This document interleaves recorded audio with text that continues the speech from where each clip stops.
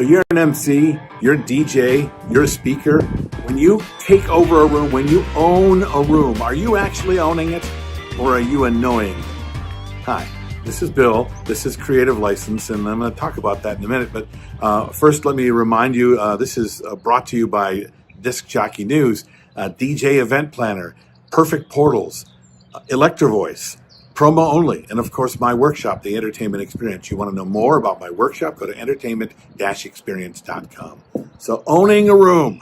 God, I hear a lot of guys say to me, man, I really owned them, man. I go out there and I own the room and I take over and things go great. And I've seen guys who tell me they do this. And usually the way a DJ or an MC or even a speaker goes into a crowded room of people that are talking and they own the room is that they take it. In other words, they run into the room as loud as possible and say, hey, man, welcome to the party. It's going to be great. My name is Dave. And as he's doing that, everyone is still talking. There's still a lot of chatter happening in the room. So if that's happening and you're talking and you're trying to give out information while you're talking and while everyone else is talking, let me just say you're not owning anything. You're annoying everybody.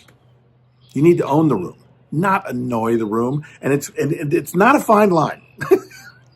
It's really not. It's not that difficult, but it takes a bit of courage because usually the idea that everyone's going to pay attention to us is not that exciting, right? We know we have a microphone. We know the loudest person in the room. And if we're loud enough and over everybody, when we tell them we're about to start dinner, they should have heard us. I mean, I spoke above them.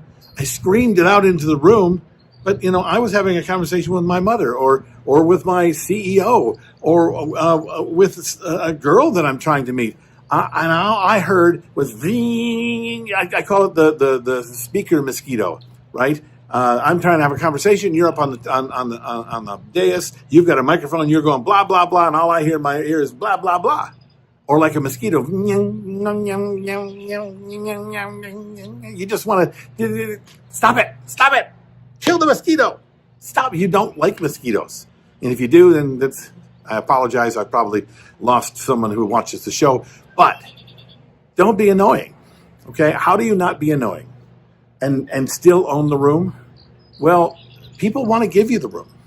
You don't have to, it isn't an adversarial thing. You don't have to beat everybody down to own the room. You just don't. So here's the thing. Take into consideration these three things. Number one, you've got the microphone. So you're the most powerful person in the room. You're the loudest entity in the room. You've got the microphone. So if you're going to use it, have something to say, right? Number two, ask for their attention. Ask. I'm serious. A few people will hear you, and then more people will hear you. And if they don't hear you again, ask for their attention again. Let them know something is coming. That's important. And number three, wait.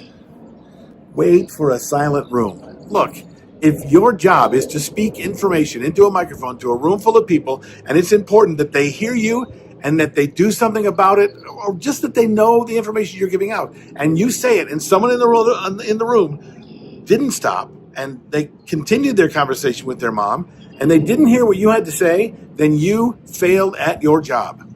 Period. I mean, it's your only job. If they give you a mic and they tell you to make an announcement, your job is to be sure everyone hears that announcement, even if it's something as mundane as there's a Toyota Tercel that has their lights on in the parking lot. Because the guy whose car it is didn't hear you because you just yelled it into a mic while everybody was talking. Then they went, did he say, what kind of car was that? Is there a light on? You failed. I mean, you have one job, and the job is not to say the thing into the mic. It's to communicate the information to every last heart and mind in the room. So ask for the attention. Wait for them to be silent. And when you speak, be sure it's something that matters. Another way that this will get in the way is you got to do number 4, which is if you're going to speak, it better be something important, or it sounds like Stewie from Family Guy. Mom, mommy, mama, give me your attention. Mom. And she goes, what? Silence. Hi. You could just tell the Lois just wanted to smack him. Same kind of thing happens when a DJ demands attention and gets silence in a room, and the only thing he says is, I'm your DJ for tonight. If you have requests, let me know. He knew that. They knew that. They don't care about that. Make sure it's important. Make sure they get that there's a reason why you're saying your name and the reason why you're doing requests, because I'm only doing requests tonight. I'm only going to play songs that you asked for. There's a reason that's important for everyone to know, or the DJ is going to be silent all night. It's not going to happen. But you know what I'm saying, right? So don't waste their time with silly and dumb and information they don't care about.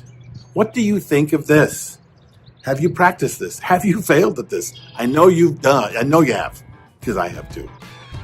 Write it down in the comments below. Smash the buttons and like and subscribe and share, and I don't know what you're supposed to do, but do all those things. I'm Bill. This is Creative License, and I'll see you next week.